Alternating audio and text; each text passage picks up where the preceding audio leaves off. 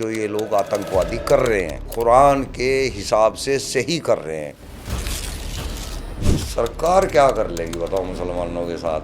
हिंदू मुस्लिम भाईचारा तो हो ही नहीं सकता जब कुरान ही कह रहा है कि तुम हिंदुओं से नफरत करो, हिंदुओं को मारो, हिंदू से तुम काफिरों, मुशरिकों और मूर्ति पूजकों को जहां पाओ वहां मारो। उनको तब तक मारो जब तक कि वो कलमे में ना आ जाए, ईमान में ना आ जाए।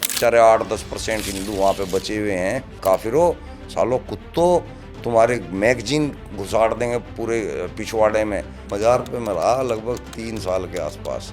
मतलब 2 मज़ार मैंने खुद ही तैयार किए, वहाँ कुछ भी नहीं था। शक्ति हम ही तो है, शक्ति और कोई नहीं है वहाँ। क्यों? वो ईंट चिनाई पत्थर का बना के फर्जी हमने भी बनाए हैं।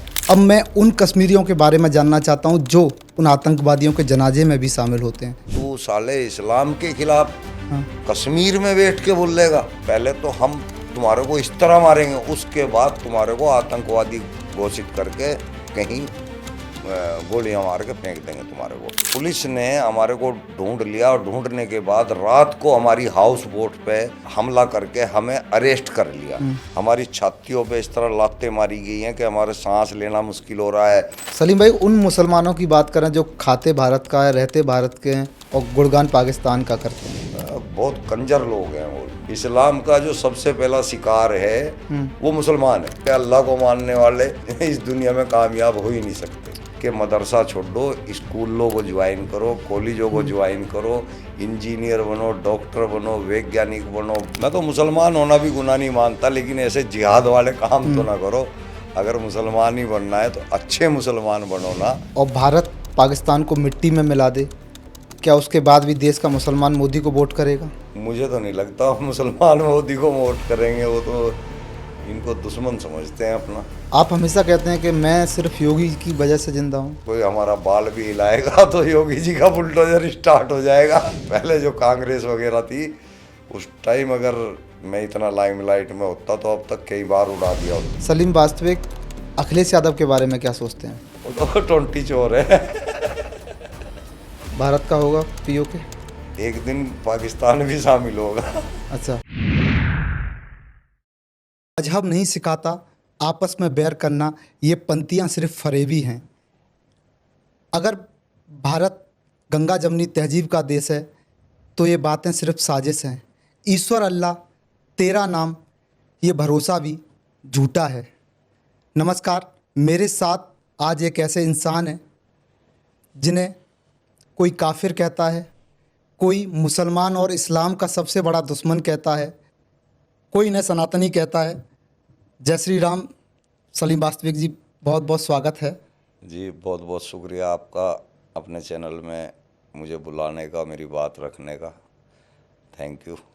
सलीम वास्तविक जी, पहलगाम में जिस तरह 28 लोगों का, हिंदुओं का नरसंहार पेंट उतार के किया गया, हाँ हाँ। कलमा ना पढ़ने पर सिर पर गोली मार दी गई, सीधा सिर पर गोली मार दी गई। अब ऐसे लोगों को जन्नत में जगह मिलेगी या जहन्नुम में जगह मिलेगी? जन्नत में मिलेगी। ये तो कुरान की सूरे तौबा की आयत नंबर 5 है। वो इस प्रक्रिया को सेम टू सेम लिखा हुआ है। जो प्रक्रिया पहलगाम के अंदर हुई है, जो ये दुर्दांत हत्यारों ने हत्याकांड किया है, ये सेम टू सेम आयत नंबर 5 के अंदर लिखी हुई है कि जब हुर्मत के 4 महीने बीत जाए। हुर्मत के 4 महीने होते हैं। हुर्मत क्या होता है? हुर्मत ये महीनों के नाम है। अच्छा। एक इसमें महीने का नाम रजब होता है, एक मुहर्रम होता है, एक हिज्र करके है, एक और नाम है। ये 4 नाम है, इकट्ठे आते हैं ये महीने हाँ रमजान के बाद। हाँ तो ये 4 महीने जब बीत जाएं, कुरान के अंदर बता रहे हैं, जब हुर्मत के 4 महीने बीत जाएं तो 4 महीने बीत चुके। हाँ तुम काफिरों, मुशरिकों और मूर्ति पूजकों को हाँ जहां पाओ वहां मारो। यानी कि 4 महीने बीत गए, अब तुम एक्टिविटी शुरू करो। मूर्ति पूजकों को, काफिरों को और मुशरिकों को मारना शुरू करो। जहां पाओ वहां मारो, घात लगा के मारो। घात ही लगाई, यानी कि रेक्की करने को बोल रहा है कि घात लगा के मारो, रेक्की करने को बोलते हैं कि घात लगा के मारो। तो वो बाकायदा 1.5-2 महीने तक रेक्की किया, फिर मारा। उनकी तस्दीक करो, तस्दीक की। अगर वो तुम्हारे को जजिया देना शुरू कर दे तो उन्हें छोड़ दो। नहीं, अगर वो कलमा पढ़ लें ला इलाहा इल्लल्लाह मुहम्मदुर रसूलुल्लाह सल्लल्लाहु अलैहि वसल्लम तो छोड़ दो, नहीं तो उनसे जजिया लेके छोड़ दो, या फिर उनको तब तक मारो जब तक कि वो कलमे में ना आ जाए, ईमान में ना आ जाए। तो ये सब कुछ तो लिखा हुआ है, सेम वही हुआ है। उनकी औरतों को गुलाम बना लो, लोंडी बना लो, बस ये प्रक्रिया बाकी रह गई थी। उन्होंने औरतों को छोड़ तो दिया जिंदा, लेकिन उनको गुलाम नहीं बनाया, उनको उठा के नहीं ले गए। बस ये आयत में यहाँ कमी उन्होंने छोड़ दी। अल्लाह मियाँ इसके लिए उन्हें बख्शेगा नहीं बिल्कुल भी। अल्लाह मियाँ पूछेगा कि तुमने इस आयत को पूरा क्यों नहीं किया। भाई जब तुमने हुर्मत के 4 महीने बीतने के बाद मारा, सही है, मैंने लिखा हुआ है। काफिरों को मारा, सही है। उनकी बीवियों को जिंदा छोड़ दो, छोड़ दिया, सही है। अब तुमने उनको लोंडी क्यों नहीं बनाया ये भी गलती की है। तो ये प्रक्रिया सेम कुरान के अंदर है। मतलब इतना करने के बाद भी अभी कुरान के हिसाब से पूरा काम नहीं कर पाए वो लोग। हाँ, अभी भी थोड़ा सा उन्होंने जो है नुक्ते पे काम नहीं किया, तकवे पे काम नहीं किया, कमी छोड़ दी। वजह ये थी कि ये हिंदुस्तान है, ये इंडिया है। अगर वो ऐसा कृत्य कर देते तो यहाँ के हिंदू किसी भी मुसलमान को बख्शने वाले नहीं थे। यानी कि करने वाले तो करके चले जाते, भुगतना मुसलमानों को पड़ जाता। हिंदुओं से आखिर पाकिस्तानी आतंकियों को इतनी नफरत क्यों है? कुरान में लिखा हुआ है, कुरान में लिखा हुआ है। काफिरों से नफरत करो, काफिरों से दोस्ती मत करो, काफिरों से दूरी बना के रखो। हिंदू होना हिंदुस्तान में गुनाह है? नहीं, मैं तो कह रहा हूँ हिंदू ठीक है उसमें। मैं तो मुसलमान होना भी गुनाह नहीं मानता, लेकिन ऐसे जिहाद वाले काम तो ना करो। अगर मुसलमान ही बनना है तो अच्छे मुसलमान बनो ना। ये जिहादी मुसलमान काहे के बन रहे हो भाई? अच्छे मुसलमान बनो। अच्छे का मतलब नेक बनो। ये काफिरगिरी छोड़ दो, मुशरिकगिरी छोड़ दो, ये लोगों को मारना काटना छोड़ दो, अच्छे मुसलमान बनो। और काफिर होना तो हिंदू होना कोई बुरी बात नहीं है। ये हिंदुस्तान है, हिंदुओं का ही है। हिंदू का मतलब ये नहीं कि जो मूर्ति पूजा कर रहे हैं वो हिंदू। हिंदू का मतलब जो हिंदुस्तानी है वो हिंदू, चाहे वो सिख है, चाहे वो ईसाई है, चाहे वो कोई भी मजहब से है, वो हिंदुस्तानी है। तो वो हिंदू है। हमें भी आप हिंदू कह सकते हो, मुसलमानों को भी आप हिंदू कह सकते हो, लेकिन ये लोग अपने आप को हिंदुस्तानी नहीं कहलाएंगे, यानी कि हिंदू नहीं कहलाएंगे। असल में हिंदू सभी हैं हम लोग। सलीम वास्तविक जी, पहलगाम में इतनी बड़ी घटना हुई, कश्मीर के लोग सड़कों पर आए, विरोध प्रदर्शन किया। अब मैं उन कश्मीरियों के बारे में जानना चाहता हूं जो उन आतंकवादियों के जनाजे में भी शामिल होते हैं। कौन वो लोग हैं? देखिए, मैं अभी हमारे साथ जो दुर्घटना हुई है, शायद अभी बहुत लोगों को पता नहीं है। मैं यहाँ पे भी जानकारी दे देता हूँ इस बात की। अभी हम इसी कश्मीर के मुद्दे को प्रोटेस्ट करने के लिए गए थे, इस पे दुख जाहिर करने के लिए गए थे, और वहाँ के लोगों की प्रक्रिया लेने गए थे, उनसे बातचीत करने गए थे कि भाई ये दर्दनाक हादसे से आप लोगों को क्या तंगी आ रही है, अब आप लोग क्या मुश्किल आएगी, कैसे इस मुश्किल से आप लोग निकलोगे, ये बातें हम वहाँ करने गए थे। तो वहाँ जाने के बाद हमारी जो है वहाँ कई चैनलों के साथ बातचीत हुई। उसमें हमने इस्लाम के बारे में लोगों को जानकारी दी कि इस्लाम के अंदर ये चीज़ें लिखी हुई हैं जो ये लोग आतंकवादी कर रहे हैं। ये जो जिहादी लोग इस काम को कर रहे हैं, ये कुरान के हिसाब से सही कर रहे हैं। कुरान इस चीज़ की तालीम दे रहा है, सीख दे रहा है। तो ये जब हमने बातें कही तो वहाँ के लोगों ने इस चीज़ को, इस वीडियो को इतना वायरल किया कि हम लोगों के बारे में पुलिस के बड़े बड़े आला अधिकारियों तक को पता चल गया। अब उन लोगों, वो चूंकि अंदर से मुसलमान हैं, उनको पुलिस वाले तो है ही हैं लेकिन अंदर से मुसलमान हैं, उन लोगों ने हमारी ढूंढ स्टार्ट कर दी, हमारी सर्चिंग स्टार्ट कर दी। कुछ वहाँ के लोकल चैनलों ने हमारे बारे में लिखा कि इनको अरेस्ट किया जाए, इनको मार दिया जाए, इनको फांसी पे चढ़ा दिया जाए। तो पुलिस ने हमारे को ढूंढ लिया, और ढूंढने के बाद रात को हमारी हाउस बोट पे हमला करके हमें अरेस्ट कर लिया।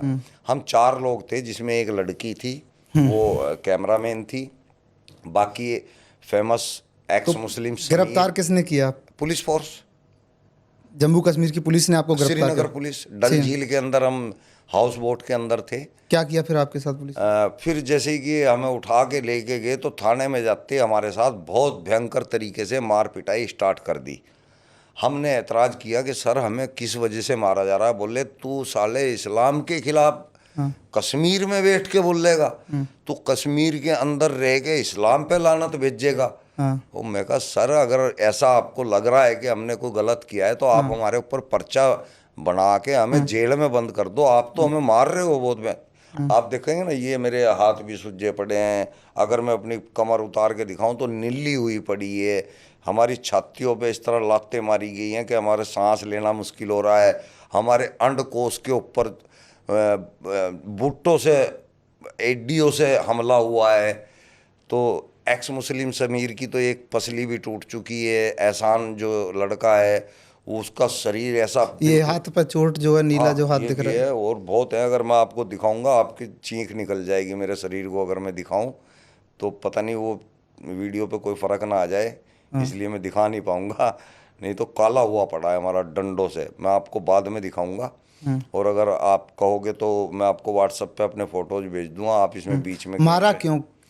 कि तुम लोग इस्लाम के खिलाफ कैसे बोल रहे हो। हाँ मैं कहा भाई हम भी मुसलमान थे कभी, हाँ हमने इस्लाम को पढ़ा, समझ लिया कि ये अल्लाह की किताब नहीं है, तो हम अपना एतराज़ रख रहे हैं। अगर आप लोगों को लगता है कि हमारा एतराज़ गलत है तो हमसे जो है हमारे चैनल पे बैठ के बात करो, किसी टीवी चैनल पे बैठ के बात कर लो। हम तैयार हैं बात करने को। अगर आपकी दलील सही निकलेगी तो हम अपना आपको गलत मान के वापस आ जाएंगे, और अगर हमारी दलीलें सही होंगी तो आप लोग इस्लाम छोड़ना। हमारे चैनल पे आके, मेरा चैनल है सलीम वास्तिक ऑफिशियल के नाम से, हमारे चैनल पे आके मतलब डेली 2-3 आदमी इस्लाम को छोड़ रहे हैं डेली, और सभी अच्छे अच्छे आलिम छोड़ रहे हैं। ये चीज़ें उन लोगों को पता थी। वो लोग अंदर ही हम लोगों से इतने चिढ़ गए थे कि बहुत ही भयंकर। तो उन लोगों ने जो हमारे साथ टॉर्चर किया है, 2 दिन तक हमें जानवरों की तरह मारा गया है। और हमें ये कह दिया था कि पहले तो हम तुम्हारे को इस तरह मारेंगे, उसके बाद तुम्हारे को आतंकवादी घोषित करके कहीं गोलियां मार के फेंक देंगे तुम्हारे को। मैंने कहा भाई ये तो, हम तो घबराए हुए थे क्योंकि पिटाई इतनी भयंकर हो रही थी। मैंने कहा मर गए हम तो पक्का बचेंगे नहीं। लेकिन यहाँ के लोगों ने जब किसी तरह से, यहाँ के लोगों को हमारे बारे में पता चला, एक चैनल के जरिए पता चला, तो यहाँ के लोगों ने हमारे लिए कॉल पे कॉल, बड़े बड़े ऑफिसरों पे कॉल।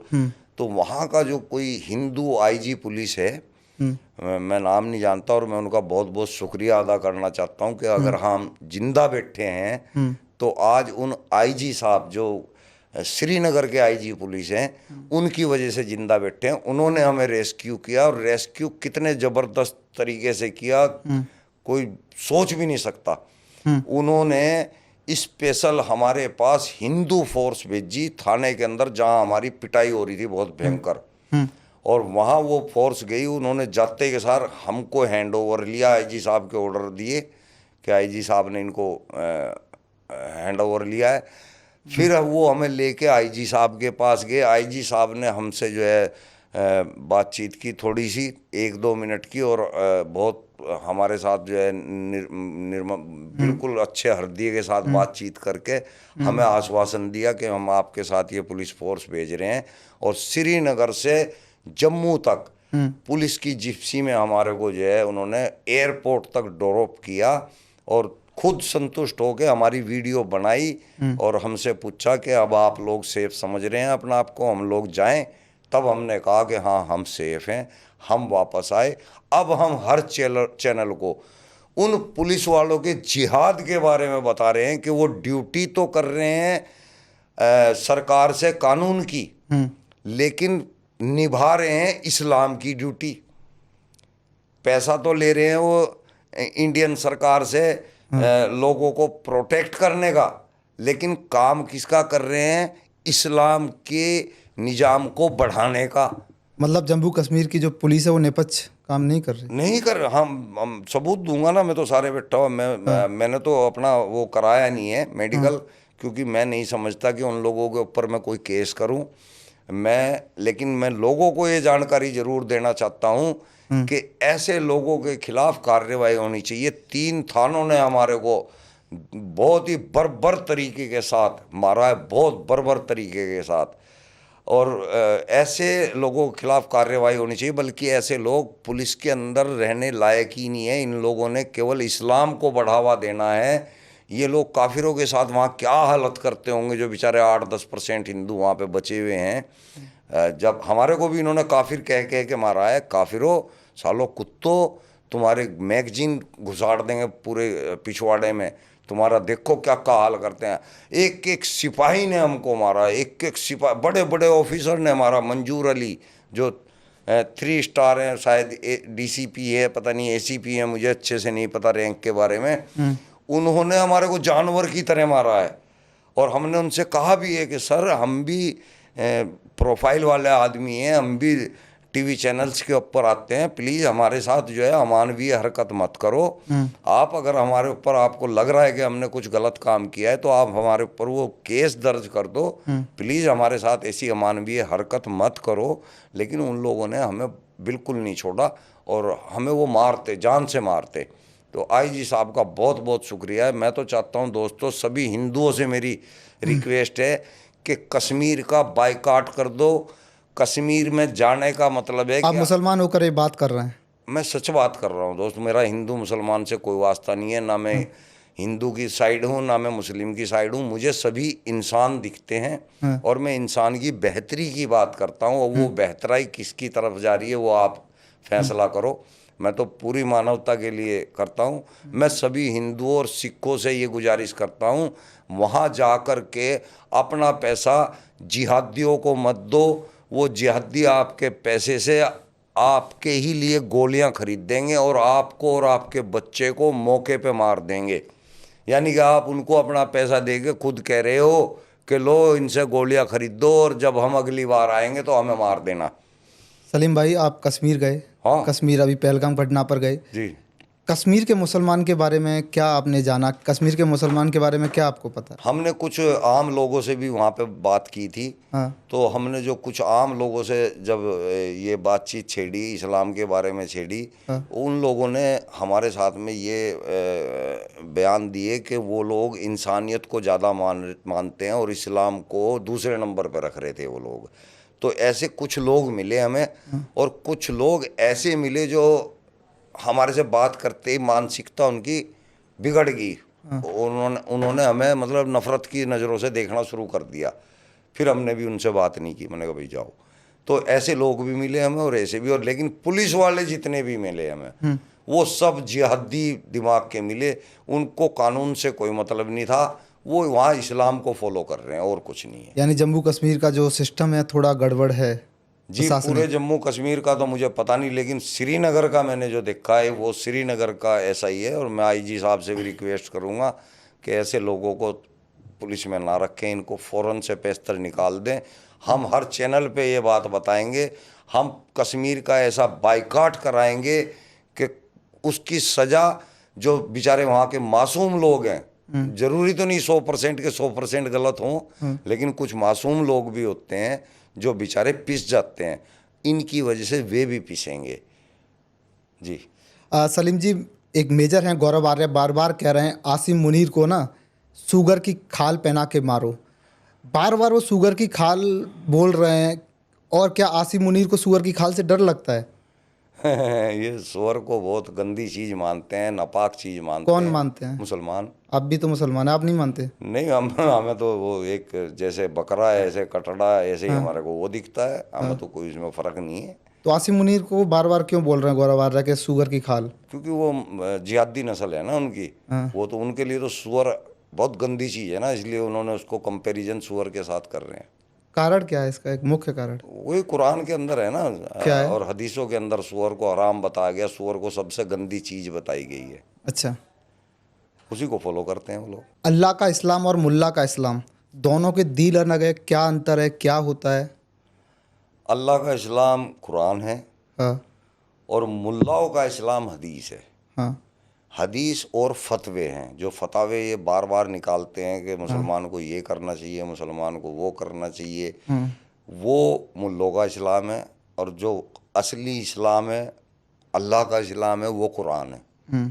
तो दोनों के दोनों गलत हैं, मतलब अल्लाह का इस्लाम भी गलत है और 100% गलत है। मुल्ला का इस्लाम भी गलत है। वो उससे उससे भी ज़्यादा गलत है कैसे? क्योंकि हम तो पहले ही कुरान के इस्लाम, जो अल्लाह का इस्लाम है, उसको तो हम पहले ही गलत बता रहे हैं। हाँ। और जो मुल्लों ने इस्लाम खड़ा किया है वो उससे भी ज़्यादा हाई लेवल का है। हाँ। तो इसलिए मुल्लों का इस्लाम उससे भी ज़्यादा गलत है, क्योंकि ये पत्थरबाजी मुल्लों के इस्लाम में आती है। अच्छा। ये हिंदुओं के साथ नफरतबाजी ये और बढ़ा दी मुल्लों के इस्लाम ने हाँ। अलग से, हाँ। फतावे बढ़ा दिए अपनी तरफ से। हाँ। तो ये और ज़्यादा खतरनाक हो गया। अच्छा, दोनों में अंतर क्या है? अंतर तो कुछ भी नहीं लग रहा मुझे, क्योंकि उसी को थोड़ा सा इन्होंने अपडेट किया है, अल्लाह के इस्लाम को अपडेट किया है। अच्छा क्योंकि सलीम, समय के हिसाब से, क्योंकि कुरान जो है 1400 साल पुराना है और आज समय जो है बिल्कुल अलग है। तो कुछ बातें इन्होंने अपनी तरफ से ऐड कर दी हैं। भारत को सबसे ज़्यादा खतरा किससे है? अल्लाह के इस्लाम से या फिर मुल्लों के इस्लाम से? इस्लाम अल्लाह का है, वही ख़तरनाक है। हाँ। और मुल्लों का इस्लाम तो फर्जी है, उसका तो कोई मतलब ही नहीं है। कुरान का जो स्क्रिप्चर है वो काफिरों के लिए, मुशरिकों के लिए या अदर धर्मों के लिए बहुत ख़तरनाक है। अच्छा सलीम जी, आप सलीम वास्तविक क्यों बने? क्या कारण रहा और कितना समय हो गया? वास्तविक, पता क्या, वास्तविक स्वास्तिक एक हिंदू धर्म के अंदर आता मतलब है। आपका जो वास्तविक नाम है आपने हिंदू धर्म से लिया है? हाँ, वो एक स्वास्तिक आता है ना, हाँ। उसमें स्वास्तिक में से वास्तिक निकाल लिया। अच्छा। वास्तविक में से मैंने शब्द को और छोटा किया तो मैंने वास्तविक कर दिया। वास्तविक। मुझे वो अच्छा लगा था, इसका कोई मतलब नहीं है मेरे ख्याल से वास्तविक शब्द का। हाँ। वास्तविक का मतलब है कि सत्यता, सच्चाई। तो मैंने वास्तविक को शॉर्ट करके वास्तविक कर दिया, मुझे अच्छा लगा और अब ये मेरा फेमस हो रहा है तो मुझे अच्छा लग रहा है, बढ़िया है। अच्छा, बढ़िया लगता है। जी। आपने इस्लाम पढ़ा भी है और इस्लाम पढ़ाया भी है। हाँ जी। मौलवी भी रहे, जी। दरगाह पे भी रहे, हाँ। वक्फ बोर्ड के सदस्य भी आप रहे, हाँ। और अब एक्स मुसलमान। हाँ, ये पूरा एक्स। किस्सा क्या है आपका? एक्स तो ऐसे कह सकते हैं ना कि जब देखिए हम कुरान पढ़ते थे उस तो टाइम। ये इस्लाम समझ नहीं आया आपको? नहीं, अब समझ में आया ना। अच्छा, इस्लाम समझ नहीं आया, अल्लाह समझ नहीं आया, कुरान समझ नहीं आया? तीनों चीज़ एक ही है, सेम चीज़ है। अच्छा। अल्लाह ही इस्लाम है, इस्लाम ही अल्लाह है, कुरान ही इस्लाम है। हाँ। पहले हमें समझ नहीं आया था, हाँ। क्योंकि हम सिर्फ रटते थे इसको। हाँ। हमें इसके उसका नहीं पता था स्क्रिप्चर का, कि हिंदी में इसके मायने क्या हैं। हाँ। मान लिया हम अलहम्दु शरीफ पढ़ रहे हैं, अल्हम्दुलिल्लाह रब्बिल आलमीन और रहमान रहीम मालिक यौमिद्दीन इय्याक नअबुदु व इय्याक नस्तईन इहदिनस सिरातल मुस्तकीम सिरातल लज़ीना अनअमता अलैहिम गैरिल मग़दूबी अलैहिम वलद्वालीन। द्वालीन पढ़ रहा हूँ, मुझे बहुत से कहते हैं ज्वालीन पढ़ लिया, मैं द्वालीन पढ़ रहा हूँ। तो ये हमें पता नहीं था ये क्या कह दिया। हाँ। फिर बस हमने पढ़ना है। हाँ, फिर हमने इसको हिंदी में पढ़ना शुरू किया। वो मौलवियत के अंदर आता है तर्जुमे में। हाँ। तो क्या था ये? तो मैंने जब देखा, यार ये तो किसी अल्लाह की किताब लग नहीं रही, ये तो मुझे कोई इंसान लग रहा है, कि कोई इंसान लिख रहा है, अपनी बातें कर रहा है, अल्लाह की तो नहीं लग रही है। फिर मैंने और थोड़ा सा पढ़ने की कोशिश की, तो हदीसों में जाके घुसे तो मोहम्मद साहब का करैक्टर लगा। तो मुझे फिर जाके समझ में आया कि मोहम्मद साहब ने अपना निज़ाम चलाने के लिए सऊदी अरब के अंदर ये कुरान तैयार किया। ये एक निज़ाम है, खुद कुरान के अंदर भी लिखा हुआ है कि ये एक निज़ाम है दुनिया को चलाने के लिए, एक देश को चलाने के लिए, और ये केवल अरब देश के लिए था। तो हमें पता चल गया कि मोहम्मद साहब ने जो है इसको निज़ाम को बनाया, लेकिन उन्होंने अल्लाह का नाम ले दिया कि ये अल्लाह का निज़ाम है और अल्लाह ने मेरे पास भेजा है। वो बोला इसलिए है कि लोगों को यकीन आ जाए और उसको ज़बरदस्त तरीके से फॉलो किया जाए, क्योंकि अल्लाह का नाम यूज हो गया था। वही हुआ, ज़बरदस्त तरीके से लोग फॉलो कर रहे हैं। मोहम्मद अच्छा। साहब के टाइम में नहीं किया था किसी ने इतना follow। आपने पढ़ाया भी है बच्चों को? हाँ, तो बच्चों को जब पढ़ाया तो बच्चों को क्या पढ़ाते थे? हिंदुओं के खिलाफ मुसलमान बच्चों को मदरसे में क्या क्या, जब आप शिक्षक रहे हैं आपने पढ़ाया होगा, क्या ऐसा पढ़ाया था?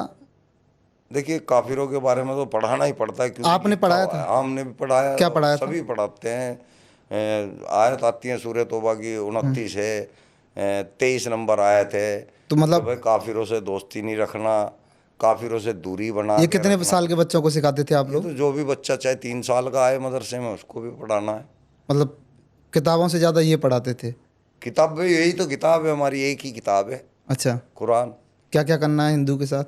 इनको मारना, हाँ। इनसे दूरी रखना, हाँ। इनसे नफरत करना, ये एक टट्टी के बराबर हैं। हाँ। नजासत बोला गया, नजासत शब्द है हाँ। अरेबिक में। हाँ। तो हमें नजासत बताया गया, आपको नजासत बताया गया। देखिए कितने अच्छे आदमी बैठे हो आप, आपको भी टट्टी बता दिया। अच्छा। तो ये तो हमें हमें क्या, सभी जो मौलवी हैं पढ़ाना पड़ता है, उनको लिखा हुआ है इसके अंदर। अच्छा, मौलवी रहे थे हाँ, कितने साल?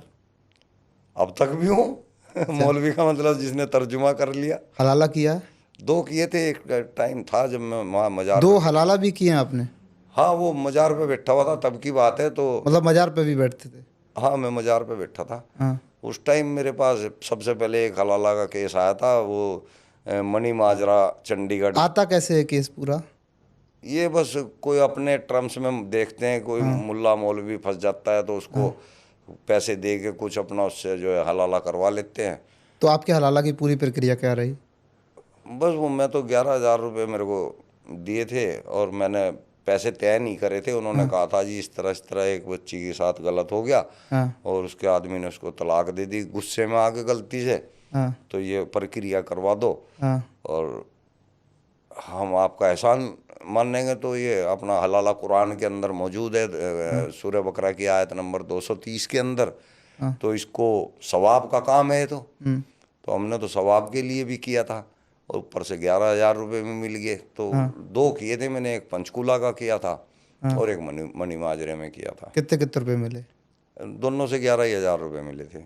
11,000 उससे, 11,000 इससे। अब वो सोच के नहीं लगता है कि पाप क्या किया? उस टाइम तो हमने कुरान के हिसाब से ठीक किया था, लेकिन आज लगता है कि हमने बहुत बड़ा गुनाह किया था। क्योंकि वो औरत जो है, पता नहीं उसका मेरे साथ अंदर से दिल था या नहीं था, लेकिन मजबूरी थी कि उसको ये सब कुछ करना पड़ा।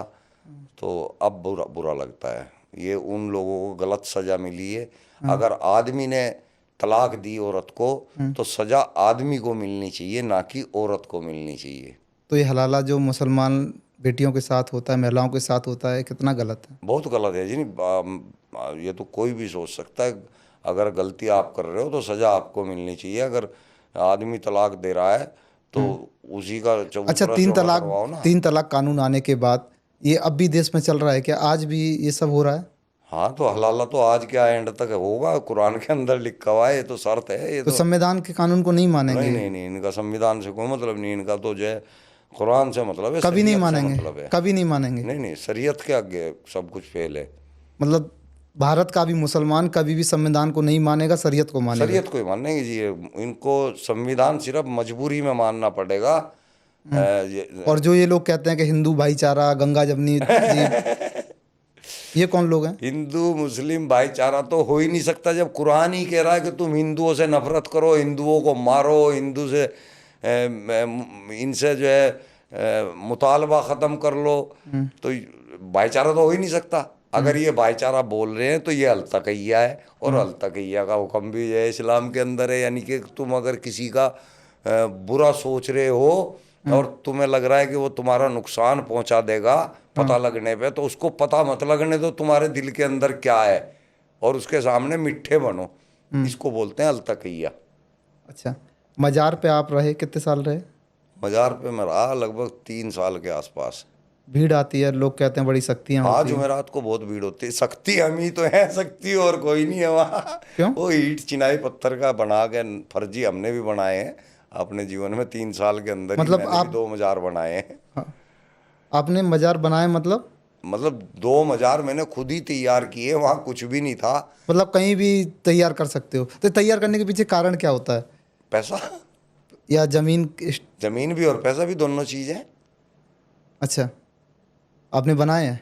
हाँ, मैंने एक नारायणगढ़ रोड का है, वो अब इस टाइम बढ़िया ट्रेंड में चल रहा है। वहाँ मेरे ख्याल से कम से कम डेली के 8 से 10 हज़ार रुपये तो ड्राइवर फेंक के जाते हैं वहाँ। हाँ। वो एक सड़क के किनारे एक बड़ा बरगद का पेड़, कौन सी जगह का बता रहे ये हैं आप? ये नारायणगढ़ रोड पे पड़ता है जी, अम्बाला से। अम्बाला से?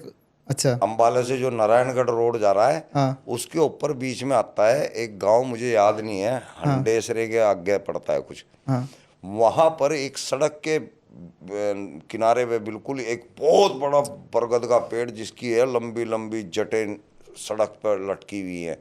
वो देखने में इतना डरावना लगता है कि रात को आदमी डर जाए। हाँ तो हम अपना बाइक से उस टाइम उधर को निकल रहे थे, हमने देखा यार कितना खतरनाक पेड़ है। हाँ तो हमने अपना दिमाग लड़ाया, अपने पीर पे गए, अपने पीर पे जाके वहाँ से चादर एक्स्ट्रा रखी रहती है ना हमारे पास, हाँ उसकी गठरी बांधी, फिर वहाँ गए, उसकी शाखाओं के ऊपर हमने हरी जो है चादरें बांध दी, और वो चादरें लटक गई। फिर हमने ईंट से जो है सामान लेके गए थे अपना, वहाँ पे जो है ऐसे करके वो बनाया, उसको थड़ बोलते हैं। थड़ बनाने के बाद हमने गुल्लक लेके गए थे, उस गुल्लक को वहाँ जो है फर्श पे चिनाई करके, मतलब उसको फिक्स करवाया वहाँ पे। मेरे साथ जो लड़का गया था उसने सारा काम किया था। और अब वहाँ पे कोई बाबा बैठने लगा, और वहाँ बढ़िया कमाई हो रही है। हम तो आगे थे वहाँ से छोड़ छाड़ के सब कुछ।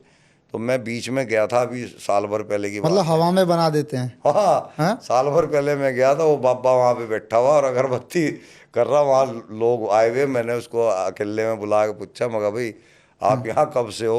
बोला जी मैं कोई 1.5-2 साल से बैठा हुआ हूँ। मगर तेरे को पता है यहाँ कौन से बाबा हैं? उसने नाम भी रख लिया वहाँ बाबा का, हमने तो नाम भी नहीं रखा था। उसने बोर्ड बना दिया बाबा का, अलीमुद्दीन शेख पीर। मैंने कहा भाई ये अलीमुद्दीन शेख पीर कौन है? कहने लगा जी यही पीर हैं। मगर तुम्हें कैसे पता लगा इसका नाम अलीमुद्दीन शेख पीर है? कहने लगा जी हमें तो पता नहीं है, बस यहाँ तो ये जिक्र चलता था कि अलीमुद्दीन बाबा हैं। मैं कहा ये मज़ार मैंने बनाया था, फर्जी यहाँ कुछ भी नहीं है, तू अब यहाँ पे बैठा हुआ कमाई कर रहा है। अच्छा। तो वो चुप हो गया, बोलना नहीं, क्योंकि वो पता था उसको कि किसी ने बनाया, पर मेरा नहीं पता कि मैंने बनाया। अच्छा, ये जो जन्नत का खेल है कि जन्नत और 72 हूर बम लगाएंगे फट जाएंगे, क्या पूरा खेल है ये? जन्नत की जो 72 हूर है उनका जिक्र भी कुरान के अंदर है। उसके बारे में बताया गया है कि वो इतनी खूबसूरत होगी, वो नूर से बनी हुई होगी, उसके जो वक्स होंगे वो मोटे मोटे और मुलायम होंगे, मतलब ऐसी ऐसी बातों का जिक्र है उसके बारे में कुरान के। ये सब लिखा हुआ है हाँ, ये उसमें? लिखा हुआ है। हाँ। और गिनती नहीं है कि 72 होंगी, गिनती नहीं है। वो हदीसों में से मुल्लाओं ने अपना जोड़ तोड़ लगा के उसको 70-72 कर लिया है, गिनती नहीं है असल और में। ये जन्नत क्या है? जन्नत कोई ऐसा प्लेनेट बना रखा है जहाँ अल्लाह ने जो है लोगों के लिए जो है शहद की नदियाँ बहा रखी हैं, दारू अपने हाथों से पिलाएगा लोगों को, और वहाँ खूबसूरत दारू मेवे। तो इस्लाम में बैन है। हाँ, इस्लाम में हराम बैन है। है, लेकिन वहाँ जन्नत में अल्लाह में पिलाएगा। अच्छा, हाँ, तो ये जो हराम वाला सिस्टम है ये हराम भी जो है नहीं, ये भी ड्रामा है बहुत तगड़ा। मोहम्मद साहब ने शराब को हराम किया। हाँ, कैसे किया मैं वो थोड़ा सा आपको बताता हूँ। कैसे किया? मोहम्मद साहब खुद शराब पीते थे। अच्छा। और ये पता कहाँ से चलता है हमें, एक हदीस है सही बुखारी की, जो कुरान के बाद इस्लाम की सबसे बड़ी किताब मानी जाती है। उसके अंदर ये बताया गया है कि जो हज़रत हफ्सा और हज़रत आयशा थी, उन्होंने मोहम्मद साहब के ऊपर इल्ज़ाम लगाया कि आप जब भी जैनब के घर से आते हो तो आपके मुंह से मगाफिर की गंदी बदबू आती है। मगाफिर कच्ची शराब को बोलते हैं। मगाफिर एक तरह का तरल पदार्थ होता है जो पेड़ से निकलता है, उसकी शराब बनती थी जिसके अंदर से बहुत गंदी स्मेल आती थी। तो वो हज़रत आयशा ने मोहम्मद साहब के ऊपर इल्ज़ाम लगाया। तो जब हज़रत आयशा यानी कि उम्मुल मोमिनीन की सबसे बड़ी अम्मी वो इल्ज़ाम लगा रही है मोहम्मद साहब के ऊपर, तो किसी बेस पे तो लगाया ही होगा, यानी कि वो पीते थे तो लगाया। और पीने का और भी हदीस है, हदीस नंबर सुनन अबू दाऊद की किताब नंबर 26 और हदीस संख्या 3707 अगर आप पढ़ेंगे तो वहाँ पे मोहम्मद साहब के 4 से 6 तक हदीस सामने आएंगे, जिसमें मोहम्मद साहब कभी नाबीद पी रहे हैं। नाबीद भी शराब को बोलते हैं, जो अंगूर से, खजूरों से, फलों से तैयार होती है। और बाकी जगह मगाफिर का जिक्र है, कई जगह तो बिल्कुल शराब का ही जिक्र बताया गया। शराब के मायने पीने वाली चीज़ को बोला गया है, ड्रिंक को। तो मोहम्मद साहब शराब पीते थे, और कुरान के अंदर आयत भी है, उसमें ये भी बताया गया कि जो मस्जिद के इमाम थे वो भी शराब पी के नमाज पढ़ाते थे। अच्छा। तो ये भी कुरान के अंदर है। अच्छा, आप सलीम होकर भी इस्लाम को नहीं मानते हैं, ये बताइए सलीम शिया को मानते हैं या सुन्नी को मानते हैं, और इनका जो आपसी झगड़ा है ये कब ख़त्म होगा और ख़त्म होता क्यों नहीं है? सलीम शिया को मानते हैं, मेरे बारे में पूछ रहे हैं आप? हाँ हाँ हाँ, आपके बारे में। मैं तो सुन्नी विभाग से हूँ। अच्छा। और सुन्नियों में देवबंदी हूँ। सुन्नियों में भी 4 होते हैं, हाँ। बरेलवी होते हैं, अहले हदीस होते हैं, देवबंदी होते हैं। अच्छा, इनमें देवबंदियों में भी 2 होते हैं, हयाती और ममाती, 2 तरह के होते हैं। अच्छा। तो हम हयाती में आते हैं। तो हम इसके अंदर अगर देखें तो मेरा तो ना तो शियाओं के ऊपर कोई ईमान है, ना मेरा सुन्नियों के ऊपर कोई ईमान है। मैं इनमें किसी को भी सही नहीं मानता। तो इनका झगड़ा बड़ा भयंकर होता इनका है। झगड़ा बस इनका बरेलवी कहते हैं हम बड़े, देवबंदी कहते हैं हम बड़े बड़े। सही कहते हैं वो अपना आप को। अच्छा। शिया बोलते हैं कि हम बिल्कुल सही रास्ते पे हैं। अच्छा। बरेलवी बोलते हैं कि हम सही रास्ते पे हैं। हाँ।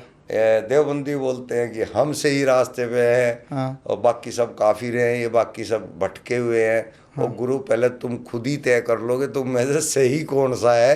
वो फिर हमसे बात कर लो आगे, हमसे भी गलत बता देंगे कि तू गलत है। अच्छा, देवबंदी शिक्षा के बारे में, आप वहाँ करीब के रहने वाले भी हैं। हाँ, देवबंदी शिक्षा का क्या मामला जो हमेशा सुर्खियाँ? देवबंदी बस यही है कि सिंपल टाइप के मुसलमान हैं। इनके अंदर जिहाद कुछ ज़्यादा है। इनके अंदर जो है मुसलमानी पहनावा बिल्कुल ये अरब को ज़्यादा फॉलो करते हैं, अरब कंट्री की कल्चर को ज़्यादा फॉलो करते हैं। कपड़े भी उनके जैसे ही पहनने की कोशिश करते हैं। बातों के अंदर अरेबिक यूज ज़्यादा करते हैं। तो यही है बस इनके अंदर, देवबंदियों के अंदर स्पेशल, कि ज़्यादा अपने आप को अरबी गुलाम साबित करने की कोशिश करते हैं। ये एक गुलामी है। हमारा देश जो है हिंदुस्तान है, हमें अपनी भाषा में बात करनी चाहिए, सामने वाले को भी अपनी भाषा में बात करनी चाहिए। ये उनसे भी अरेबिक में बात करते हैं, इंशाअल्लाह, माशाअल्लाह, अल्हम्दुलिल्लाह, जज़ाकल्लाह। अबे भाई तुम हिंदुस्तान में हो, हिंदुओं से बात कर रहे हो तो हिंदी में कर लो, उनको भी समझ में आए क्या बोल रहा है अगला। आज़ादी के 75 साल बाद भी मुसलमान तरक्की क्यों नहीं कर पा रहा है, कहाँ पीछे छूट रहा है? चूँकि जब बच्चे को पहले ही मदरसे में डाल देते हैं ना, अच्छा। तो मदरसे में वो सीखेगा क्या, या तो कुरान या हदीस। हाँ। वो जो जीवन की पढ़ाई है वो तो उसको वो महरूम रह जाएगा उससे। उसकी तो सारी पढ़ाई का टाइम जो है मदरसे में ख़त्म हो जाता है। और फिर वो मदरसे से निकलता है तो या तो वो कहीं हाफिजी बन के बैठेगा, या फिर भाई कहीं केले की रेडी लगाएगा। वो जब उसने और कोई शिक्षा ली ही नहीं तो वो कैसे कामयाब हो जाएगा और कैसे देश की तरक्की करेगा। हम भी तो यही मुसलमानों से यही अपील करते हैं कि मदरसा छोड़ो, स्कूलों को ज्वाइन करो, कॉलेजों को ज्वाइन करो, इंजीनियर बनो, डॉक्टर बनो, वैज्ञानिक बनो, बड़े बड़े पदों पे जाओ, अपने आप को एक अच्छा इंसान बनाओ। तो मदरसे से नहीं हो पाएगा ये? मदरसा कौन हुआ है आज तक? कोई हुआ है? जाकिर नाइक जैसे निकलते। अच्छा। वहाँ से कौन कामयाब हुआ? डॉक्टर कौन बना है? वहाँ से कौन इंजीनियर बन के निकलता है? किसके काम आया आज तक मदरसा? तो मदरसा, अगर सीधी बात कही जाए, मदरसा देश के लिए खतरा है? हाँ, देश के लिए तो बाद में खतरा है, पहले तो वो मुसलमानों के लिए खतरा है। हाँ। इस्लाम का जो सबसे पहला शिकार है वो मुसलमान है। इस्लाम की जो चपेट में सबसे पहले आता है वो आता है जिसने कलमे को पढ़ा। बाद में लोग फंसते हैं और दूसरे तो बाद में फंसते हैं, पहले तो मुसलमान ही बर्बाद होता है इससे। अच्छा, मोदी जी ने अभी एक रैली में कहा था अगर पिछली सरकारें मुसलमानों के साथ अच्छा करती तो आज मुसलमान पंचर नहीं जोड़ रहे होते। नहीं, सरकार क्या कर लेगी बताओ मुसलमानों के साथ? सरकार ज़बरदस्ती उनको कैसे शिक्षा दे देगी? जब वो लेना ही नहीं चाहते हो तो मदरसे में ही जाना चाहते हैं। हाँ। वो शिक्षा और कोई लेना ही नहीं चाहते। तो सरकार जबरदस्ती थोड़ा ही उन्हें डॉक्टर इंजीनियर बना देगी। पहले तो इनको खुद सेट होना पड़ेगा कि हमें करना क्या है। लेकिन ये तो इनको मुल्ला ये सिखाते हैं कि ये दुनिया तो फानी है, ये दुनिया तो इम्तिहान के लिए है। इस दुनिया में तुम आए हो तो ये तो इम्तिहान देने के लिए आए हो। ये दुनिया तो बहुत छोटी सी है, असली जिंदगी तो ऊपर है मरने के बाद, उसकी तैयारी करो। इसकी तैयारी मत करो, इसमें तो अल्लाह की इबादत करो। और मरोगे तो अगर तुम अच्छी इबादत करके मरोगे तो तुम्हें अगली ज़िंदगी बेहतरीन मिलेगी, जन्नत की ज़िंदगी। तो यहाँ के मुसलमान बेचारे फंस जाते हैं, वो जन्नत के चक्कर में जो है अपना दीन की पढ़ाई में लग जाते हैं, दीन नमाज पढ़ना, रोज़ा रखना, इन चीज़ों में ज़िंदगी ख़राब कर लेते हैं अपनी। क्या कामयाब होंगे। बुर्का कहाँ से आया और क्यों ज़रूरी है? बुर्का सऊदी अरब से है। अच्छा। और एक हदीस है, मोहम्मद साहब की जो एक बीवी थी, हाँ। हजरत हफ्सा थी शायद, वो एक अलमनासी खेत होता था, सारी उनकी बीवियां उसी के अंदर शौच करने के लिए जाती थी। लेटरिन बाथरूम, वहाँ कोई अटैच बाथरूम तो होते नहीं थे, तो वहाँ पे एक वो खेत था, उसी में जाती थी सारी। तो जब हफ्सा वहाँ पे गई तो एक हजरत उमर थे, हजरत उमर उनको चोरी से देख रहे थे। तो हफ्सा एकदम हफ्सा ने देख लिया उसको, तो वो फिर उमर साहब उल्टा शिकायत करने के लिए मोहम्मद साहब के पास गए कि वो तो वहाँ पे नंगी बैठती हैं और उनको पर्दे में रखा जाए। तो फिर मोहम्मद साहब ने हिजाब का हुक्म दिया था कि हिजाब में रहा करो सबको। अच्छा। और बुर्के की बात जो आती है, बुर्का अरब की मजबूरी है। हाँ। और भारत की? भारत तो पता नहीं क्यों मूर्ख है, मैं बता रहा हूँ ना, अरब की क्यों मजबूरी है। अरब कंट्री एक रेगिस्तान इलाका है, वहाँ पे रेत ज़्यादा है, हवाओं के अंदर धूल बहुत ज़्यादा आती है। तो वहाँ की ये ड्रेस है जो बुर्का है ना, औरतों की वहाँ की ड्रेस है। वहाँ जो आदमियों की ड्रेस है ना, वो भी बुर्के की तरह ही है, जिसको अल्फी बोलते हैं। वो भी नीचे पैरों तक होती है। तो वो इसलिए पहनते हैं ताकि उनके शरीर पे धूल दाल ना जाए। सर पे कपड़ा जो कुकर वाला ढक्कन लगाते हैं ना, वो भी इसीलिए लगाते हैं ताकि बालों के अंदर रेत वगैरह ना घुसे। तो ये वहाँ की मजबूरी है। इंडिया वाले पता नहीं क्यों पागल यहाँ क्यों अल्फिया पहन के घूम रहे हैं, क्यों बुरखे पहन के घूम रहे हैं, हमारे तो समझ में नहीं आता। मतलब इंडिया वाले ज़बरदस्ती पहन रहे हैं? खामय खा है, खामय खा, कोई लॉजिक ही नहीं है। तो ये सीटी वाला कुकुर वाला क्या बता रहे थे? वही तो बता रहा हूँ मैं, वो तो इसलिए लगाते हैं वहाँ पे कि भाई वो ढक्कन सा लगा, कुकर का जो रबड़ सी लगा देते हैं ना, उससे वो सिर पे से कपड़ा हिलता नहीं है, वो वहीं फिक्स रहता है और फिर रेत वगैरह बालों में नहीं घुसती। यहाँ पे मुसलमान क्यों कर रहा है, ये लॉजिक नहीं समझ में आता। ना, आप तो मौलवी रहे हैं ना, आप तो इस्लाम में रहे हैं, क्यों कर रहा है? तो हम तो बस वही है ना कि ज़बरदस्ती अपना आप को अरेबिक गुलाम बनाने की कोशिश कर रहे हैं। हम अपना आप को ये दिखा रहे हैं कि हम भी जो है मुसलमान हैं, इसलिए वो अरब के परिधान को अपना रखा है, अरब के कल्चर को अपना रखा है, जबकि हमारा कल्चर इंडियन अलग है। सलीम भाई, आज की बात करें तो आज का भारत का मुसलमान क्या सोचता है भारत के बारे में? उनको भारत से कोई मतलब नहीं है। मतलब उनको तो शरीयत से मतलब है, उनको इस्लाम से मतलब है, उनको भारत से कोई मतलब नहीं है। भारत से मतलब केवल उस बच्चे को है जिसने कुरान को नहीं पढ़ा और कुरान को इतना फॉलो नहीं करता। जो आदमी कुरान को ज़्यादा फॉलो करेगा उसका भारत से कोई मतलब नहीं है। वो इस्लाम के शरीयत को लागू करने की कोशिश करेगा, वो संविधान को नहीं मानेगा, वो संविधान से चलेगा ही नहीं, मजबूरी में चलेगा। जहाँ पे उसको सामने मजबूरी आएगी वहाँ पे चलेगा बस। वो एक परिवार का सीधा साधा बच्चा, गांव का रहने वाला, कहीं भी अगर बात करते हैं ऐसा बच्चा बताते हैं कि इसे सोचा ही नहीं था, वो बच्चा आतंकवादी कैसे बन जाता है? सोच और स्क्रिप्चर बता रहा है कि अगर तुम अल्लाह के रास्ते पर जिहाद करते हुए भी मरोगे तो जन्नत में सबसे पहला नंबर तुम्हारा होगा। अच्छा। तो मतलब जन्नत में जाने की होड़ भी रहती है क्या? ये जन्नत में जाने की होड़ है बस, और क्या। जो मारा जा रहा है काफिरों को, अपने आप बम बांध के फट जाते हैं कि हम अल्लाह के रास्ते पे जिहाद कर रहे हैं, हमें अब जन्नत मिलेगी। उन्हें डर ही नहीं होता कि भाई तू साले तू खत्म हो जाएगा भाई। जन्नत है या नहीं है तो तुझे मरने के बाद पता चलेगा। इस जिंदगी को तो तू यहीं ख़त्म कर रहा है। ऐसा मत कर भाई, तेरे साथ तेरा परिवार भी जुड़ा हुआ है, तेरे मरने के बाद उस परिवार की दुर्गति होगी। तो ऐसा सोचना चाहिए, आज के बच्चे को, मुसलमान को सोचना चाहिए। सलीम भाई, उन मुसलमानों की बात करें जो खाते भारत का है, रहते भारत के हैं और गुणगान पाकिस्तान का करते हैं, उन मुसलमानों के बारे में क्या कहेंगे? बहुत कंजर लोग हैं वो। मैं ऐसे लोगों को बिल्कुल भी सपोर्ट नहीं करता। और मैं तो कहता हूँ अगर ऐसा कोई लोग नज़र के अंदर आए तो उसको या तो जेल में बंद करा जाए, या उसको ऐसे पाकिस्तान के अंदर ही फेंक दिया जाए कि ले अब जरा रह के देख पाकिस्तान में क्या हालत तेरी होती है वहाँ। अच्छा, पाकिस्तान के ऐसे आदमी को जगह नहीं देनी चाहिए अपने हिंदुस्तान के अंदर। अच्छा, इस भिखमंगा पाकिस्तान के बारे में क्या ख्याल है? कौन सी भिखमंगा पाकिस्तान के बारे में? भिखमंगा ये हो और क्या है उसके पास, खाने को उस पर दाना नहीं है। अब भारत ने पानी बंद कर दिया, अब देखना उसकी और क्या हालत खराब हो जाएगी। औकात ही नहीं है इसकी, वर्ल्ड के अंदर कोई औकात नहीं है। यहीं से पता लग जाता है कि अल्लाह को मानने वाले इस दुनिया में कामयाब हो ही नहीं सकते। अगर भारत पाकिस्तान में जंग छिड़ जाए और भारत पाकिस्तान को मिट्टी में मिला दे, क्या उसके बाद भी देश का मुसलमान मोदी को वोट करेगा? मुझे तो नहीं लगता मुसलमान मोदी को वोट करेंगे। वो तो इनको दुश्मन समझते हैं अपना, जबकि मोदी जी देश के लिए काम कर रहे हैं, ठीक। और मैं तो चाहता हूं कि मोदी जी से तो बेटर योगी जी भी कम नहीं है। अगर योगी जी आ जाएं तो पाकिस्तान को 2 मिनट में औकात दिखा देंगे। 2 मिनट से ज़्यादा का खेल नहीं है पाकिस्तान।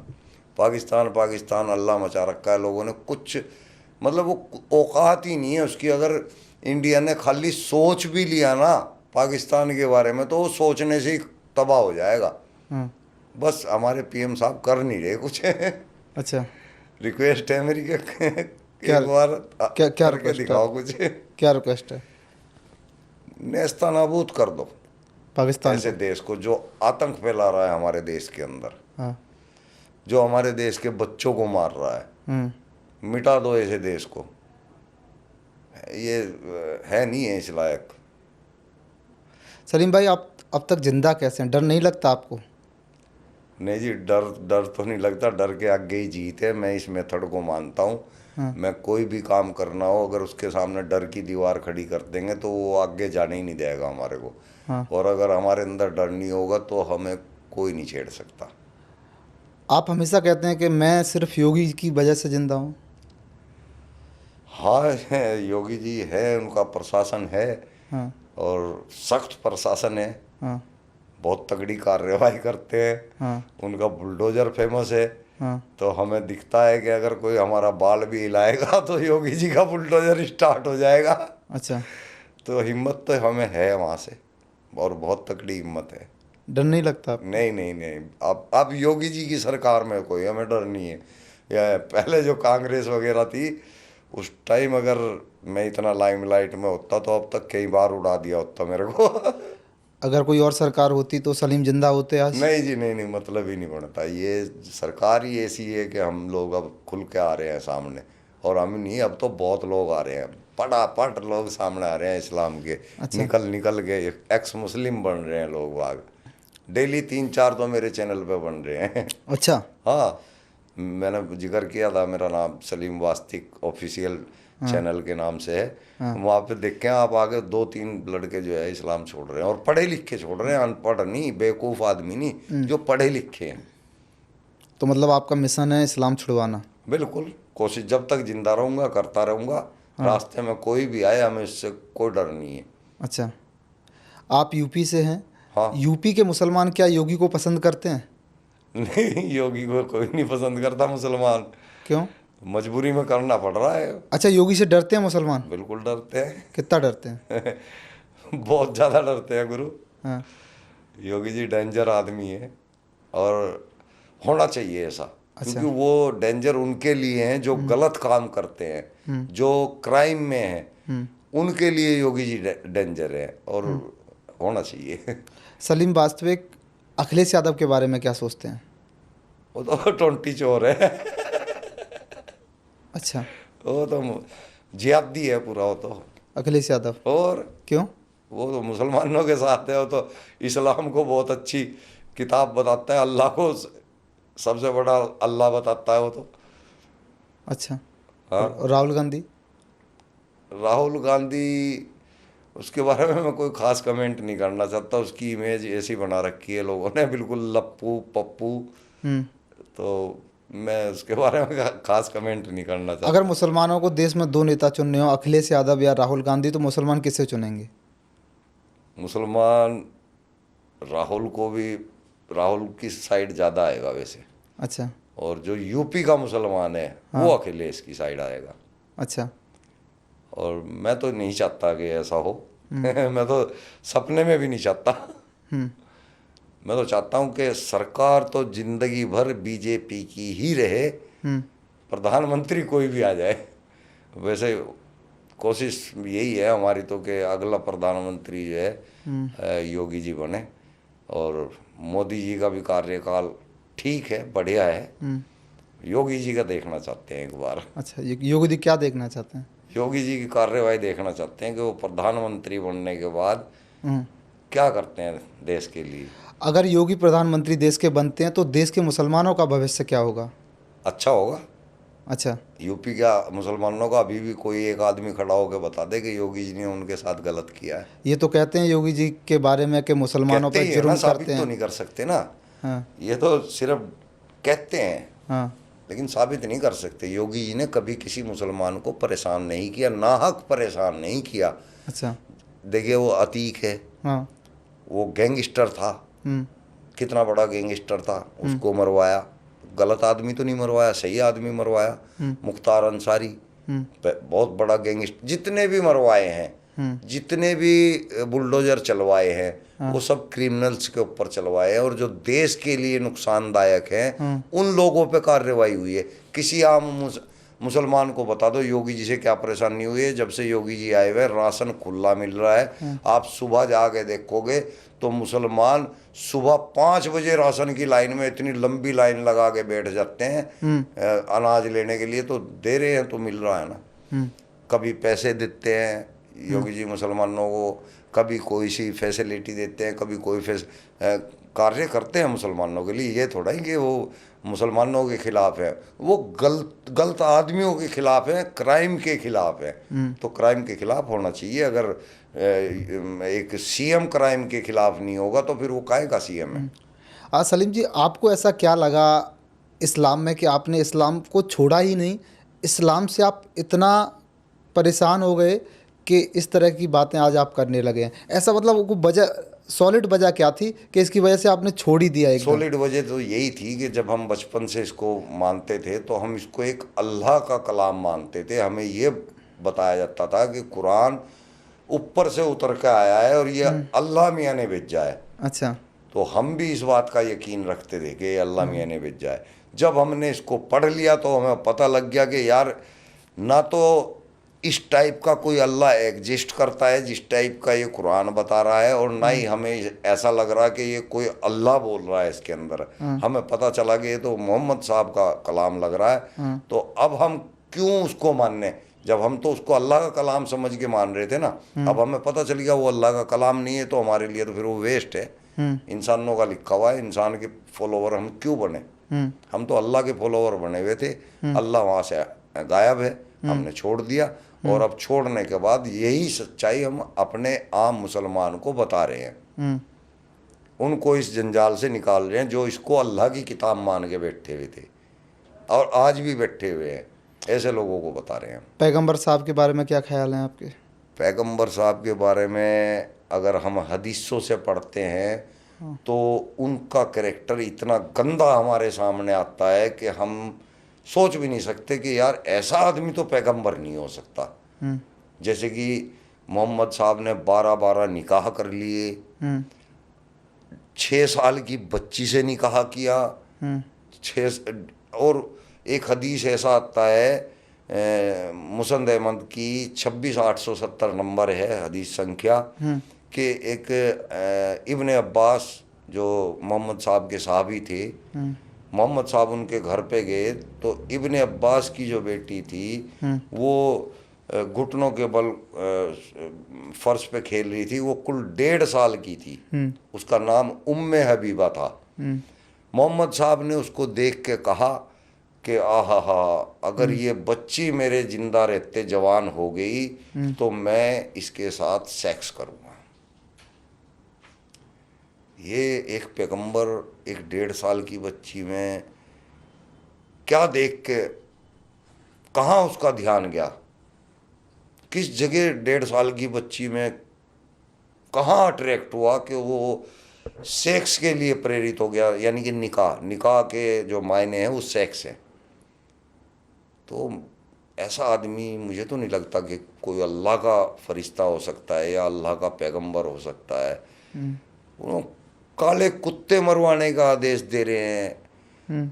वो सड़क पे खड़े हैं तो एक हदीस है कि मोहम्मद साहब जा रहे थे तो उन्हें एक सड़क पे एक लड़की खड़ी हुई दिखी तो मोहम्मद साहब को एकदम से सेक्स की हाजत लग गई। वो फटाफट अपने घर गए और जाके अपनी बीवी के साथ सेक्स कर लिया। यार कैसा आदमी है भाई जो तू मतलब इस तरह से इतना सेक्सी कीड़ा। ये मतलब मोहम्मद साहब ने मतलब अपना आप को जबरदस्ती प्रोफेट साबित किया है। असल में वो जब अल्लाह ही नहीं है तो प्रोफेट कहाँ से आ गया, तो सीधा सवाल है जी। खतना आप मौलवी थे, खतना करते थे? नहीं, ये तो नाइयों का काम होता है। जो नाई होते हैं ना, खतना वो करते हैं। अच्छा, मुसलमानों में भी कितनी जातियाँ होती हैं? मतलब मुसलमानों की जातियों की बात ज़्यादातर होती क्यों नहीं है, और कितनी जातियाँ मुसलमानों में होती हैं? सभी जाति होती हैं मुसलमानों में, जिस तरह हिंदुओं में जाति होती है ना, नाई, धोबी, हाँ। बढ़ई, लुहार, ये सारी जातियाँ मुसलमानों के अंदर भी होती हैं। तो ऊपर नीचे चलता है? हाँ, बस थोड़ा सा उनमें है तो ऊपर नीचे तो है। जैसे शेख, सैयद, सिद्दीकी, हाँ। खान, पठान, हाँ। ये लोग उच्च क्वालिटी के मुसलमान हैं। अच्छा। और जो धोबी, तेली, लीलगर, हाँ। ये लोग निचली कोटि के मुसलमान हैं। हाँ। इस तरह मतलब है ऊंच नीच इसमें भी। आपका भी खतना हुआ है? हाँ, हुआ है भाई। हाँ। अच्छा, दर्द होता है खतने में?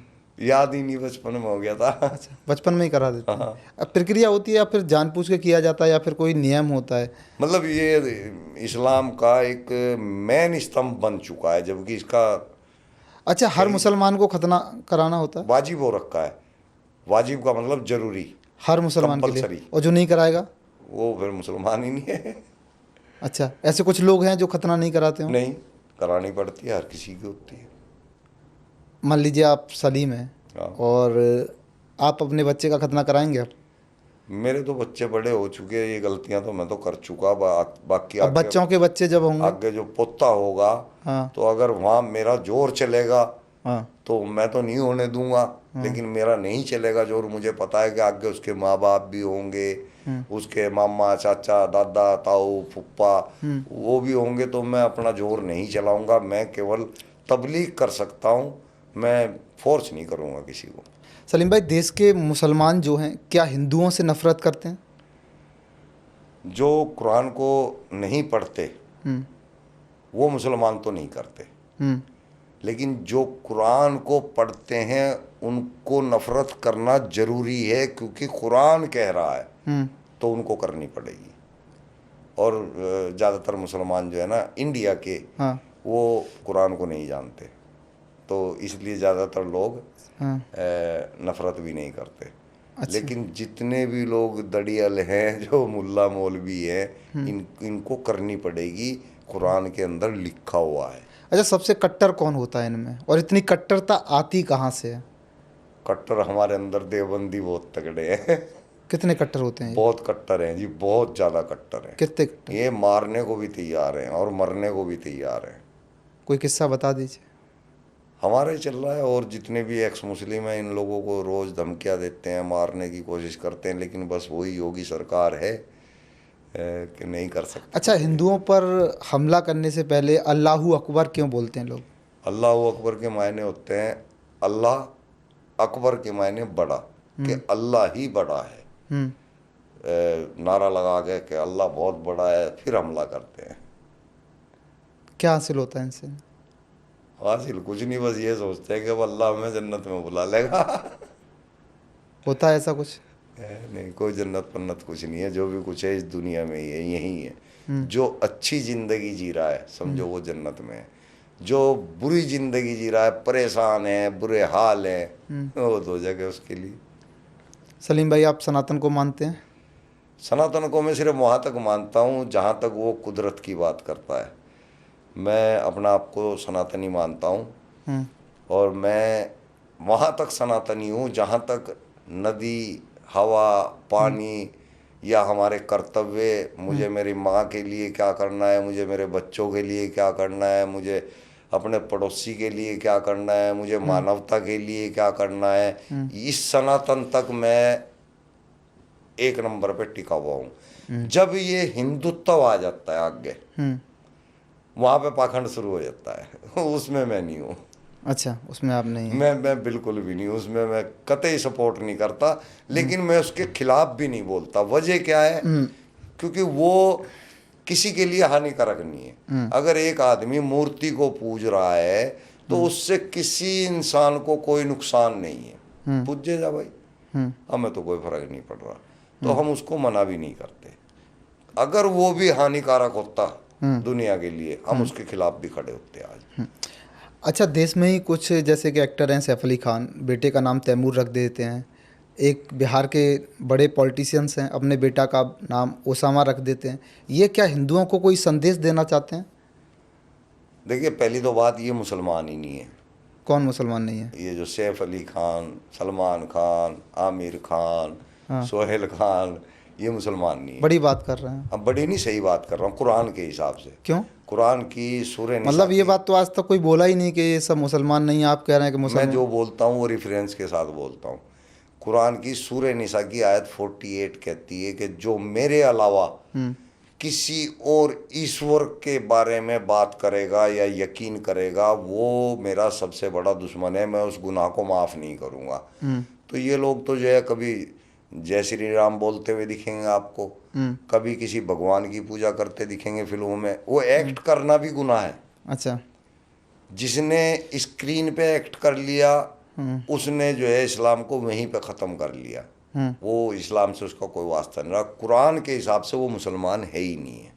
अच्छा, सलीम वाजपेयी का आप लगातार देश में काम कर रहे हैं और एक सनातन का संदेश दे रहे हैं। बाकी एक और संदेश आप दे रहे हैं उन आँखों को खोलने का जो धूल से अटी पड़ी हैं। अभी इस पॉडकास्ट के ज़रिए देश के मुसलमानों को क्या संदेश देंगे? मैं देश के मुसलमानों को, अपने जो मेरे भाई हैं, बच्चे हैं, रिश्तेदार हैं, मेरे अपना परिवार है, ख़ानदान है, मेरी बिरादरी है, और मेरे जो और सभी मुसलमान भाई हैं, मैं उनसे एक रिक्वेस्ट करता हूँ कि अपने बच्चों को अच्छी तालीम दिलाए। दीन की तालीम किसी के काम की नहीं है, उन्हें स्कूली तालीम दिलाए और उनको तरक्की याफ्ता बनाए, उनको तरक्की के लिए प्रेरित करें, ना कि नमाज के लिए प्रेरित करें। अगर आप उसको नमाज के लिए प्रेरित करेंगे तो उसका ध्यान नमाज पे जाएगा, वो तरक्की नहीं कर पाएगा। आप उसको प्रेरित करेंगे, बेटा तू इंजीनियर बन, बेटा तू डॉक्टर बन, तो 100% अगर वो इंजीनियर नहीं बनेगा तो उससे थोड़ा बहुत कम तो बन ही जाएगा। तो उसको उस कोशिश पे ध्यान दें। नहीं तो दोस्तों, हमारी हालत मुसलमानों की आज भारत के अंदर बहुत बेकार हो चुकी है। एक कौड़ी के नहीं है हम, हमारी इज्जत एक कौड़ी की नहीं है। तो अपनी इज्जत बनाना अपने हाथ है। मेरी रिक्वेस्ट है हर मुसलमान भाई से कि अपने बच्चों को ऐसा बनाओ कि भारत का हर हिंदू हमारी इज्जत करने पे मजबूर हो जाए। उसको ऐसे काम सिखाओ कि भारत का हर देशवासी हमारी नस्ल को देख के कहे कि यार ये नस्ल बहुत अच्छी है। ऐसे बनाओ जी। अच्छा, ये मेन मकसद कौन है? कौन जिहाद फैलाता है? कहाँ से ये आता है? असल तो ये जो चल रहा है ना, ये पाकिस्तान ने बहुत गंदा चला रखा है। सऊदी अरब का इस्लाम बेहतरीन है। मतलब ये जो सऊदी अरब का इस्लाम अगर आप आज चेक करेंगे, वो कुरान को बिल्कुल ही नहीं फॉलो कर रहे।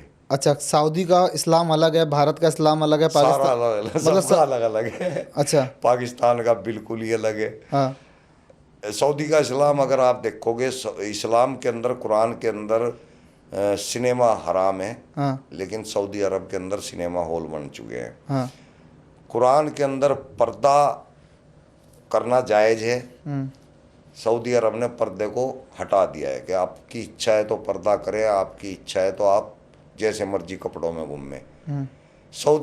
कुरान के अंदर जुआ खेलना हराम है, सऊदी अरब के अंदर जुए के क्लब बन चुके हैं। कुरान के अंदर शराब पीना हराम है, सऊदी अरब के अंदर बार खुले हुए हैं। कुरान के अंदर गाना गाना हराम है, सऊदी अरब के अंदर सिंगर पैदा हो रहे हैं। तो ऐसी बहुत सी चीज़ें हैं जो सऊदी अरब इस्लाम को फॉलो नहीं कर रहा है। और पाकिस्तान का इस्लाम, वो तो पूरे कट्टर है ना, वो तो तभी तो वो कामयाब नहीं है। अगर वो कट्टर ना होते तो जनसंख्या तो उनकी भी बहुत अच्छी हो रही है, वो बहुत अच्छे कामयाब हो सकते थे। लेकिन वो सीख ही ऐसी चीज़ रहे कि या तो वो दो ही चीज़ होती है ना, मदरसे से निकल के आदमी एक तो वैज्ञानिक होता है ना, बड़ी पढ़ाई करके बहुत तरक्की करके आदमी जो है पायलट बनता है और फिर वो हवाई जहाज को उड़ाता है। मदरसे से निकला हुआ आदमी बिना तालीम के एक बम लेके वो पूरे जहाज को उड़ा देता है। तो तालीम का फ़र्क है। अगर उनके पास तालीम अच्छी होती तो वो पूरा पाकिस्तान आज कामयाब होता। वो तालीम पे नहीं है, वो मदरसे की तालीम पे है। पाकिस्तान का भविष्य क्या देखते हैं आप? ख़त्म हो जाएगा बहुत जल्दी, बिल्कुल। अब पाकिस्तानियों से ही पूछ लो उनकी क्या हालत है। कुछ भी नहीं है। भारत का होगा पीओके? मतलब पीओके भारत में शामिल होगा? एक दिन पाकिस्तान भी शामिल होगा। अच्छा, पाकिस्तान भी। अच्छा, मुसलमानों का दुश्मन कौन है? इस्लाम। अच्छा। इस्लाम से बड़ा दुश्मन मुसलमान का कोई भी नहीं है। सबसे बड़ा दुश्मन इस्लाम का मुसलमान है। हाँ। और मुसलमान का जो है सबसे बड़ा दुश्मन इस्लाम है। जिस दिन मुसलमान ने इस्लाम को ख़त्म कर दिया, हाँ। उस दिन आप देखना हिंदू इनके आगे बौना हो जाएगा। ये लोग कारीगर लोग हैं, मुसलमान। ये बहुत कारीगरी इनके अंदर आती है, बहुत ज़्यादा काबिल लोग हैं, लेकिन इनकी काबिलियत मस्जिदों में जाके ब्लॉक हो गई है। तो एक दिन होगा ऐसा जब लोग इस्लाम को छोड़ देंगे, इस्लाम को लात मारेंगे और उसके बाद तरक्की याफ्ता बनेंगे। एक दिन आएगा। कितना समय लगेगा? हमने कौन ला सकता है? कर रहे हैं, मैं एक्स मुस्लिम मेहनत कर रहे हैं। अगर आप ये सोचो ये काम कोई हिंदू कर देगा, हाँ। नहीं हो सकता। आप सोचते हो ये काम जंग से कर लोगे, हाँ। नहीं हो सकता। आप सोचते हो ये काम इनको ख़त्म करके कर लोगे, नहीं कर सकते। लेकिन एक एक्स मुस्लिम इन्हीं के अंदर का आदमी इनके दिमाग को बिल्कुल फ्रेश कर देगा। तो एक्स मुस्लिमों को सपोर्ट होनी चाहिए, बस इतना काफ़ी है। एक्स मुस्लिम 10 साल भी नहीं लगने देंगे इंडिया के अंदर से इस्लाम को ख़त्म करने में। 10 साल के अंदर इंडिया के अंदर से इस्लाम ख़त्म हो जाएगा। हैदराबाद वाले भाईजान ओवैसी कहते हैं मुसलमानों के तो हम सबसे बड़े हमदर्द हैं। काहे का हमदर्द है वे? क्या हमदर्दी दिखाई है वे? कितने वैज्ञानिक बनाए हैं वे तूने? ओवैसी के बारे में क्या सोचते हैं आप? वो एक नेता बना हुआ है बस अपना आप को। क्या करता है वो? क्या किया उसने किसी मुसलमान के हक में? मस्जिदें दे रहा है बस, लोगों को नमाज के तरीके बता रहा है वो। लोगों को कोई ढंग की बात बता रहा हो तो बताओ मुझे कि कितने मुसलमानों को उसने ये कहा कि भाई तुम इंजीनियर बनो, तुम डॉक्टर बनो? किसी को कहा हो तो बताओ, किसी के काम आया हो तो बताओ। आप नेतागिरी कर रहे हैं बस। सलीम भाई, जाते जाते एक आखिरी सवाल। पहलगाम आप गए, पहलगाम में जो आपके साथ हुआ, पहलगाम के लोगों को आपने देखा, पहलगाम के प्रशासन को आपने देखा, और वो पहलगाम जो एक कश्मीर का हिस्सा है, क्या लग रहा है, क्या स्थितियाँ हैं अभी कश्मीर में? आने वाले दिनों में कश्मीरियों की मानसिकता जो है, जिस तरीके से वहाँ सामने आ रहा है कि आज आपकी पिटाई वहाँ पर हुई, कुछ लोगों के साथ और अभद्रताएँ की गई, वो कौन कश्मीरी हैं जो अब भी नहीं सुधर रहे हैं? देखिए, हमारी तो वहाँ जितने ज़्यादा पुलिस वालों से ही बात हुई है हमारी, तो आम आदमी से तो मैंने बताया आपको कुल 4-5 लोगों से या 7-8 लोगों से ही बात हुई है। तो हमें तो वहाँ दिमाग उनका इतना जिहाद से भरा हुआ दिमाग लगा है, बहुत। मुसलमानों का? कश्मीरी मतलब पुलिस वालों का या ज़्यादा तो हमारी बात पुलिस से ही हुई है, और आम इंसान से? आम इंसान से तो कुल 7-8 लोगों से बात हुई है हमारी। उनके दिमाग क्या कह रहे थे? वो हमें तो वो भी जो है जिहादी टाइप के दिखे थे, और उनमें से कुछ लोग ऐसे थे जो हमारे को सपोर्ट करा उन्होंने। अच्छा। तो हमें कुछ कम लोग वहाँ पे अच्छे मिले, नहीं तो देखने से ही ज़्यादा हमें जिहादी लग रहे थे। और पुलिस वाले तो टोटल जिहादी है वहाँ पे, टोटल। एक भी इंसान ऐसा नहीं, मेरे आगे आया ही नहीं अच्छा आदमी वहाँ कोई। मैंने लगभग कम से कम 200 पुलिस वालों का सामना किया वहाँ पे, थानों के अंदर, 3 थानों के अंदर। मुझे एक भी इंसान का बच्चा नहीं मिला, सारे क्या जिहादी। कार्रवाई मोदी को इन लोगों पे करनी चाहिए?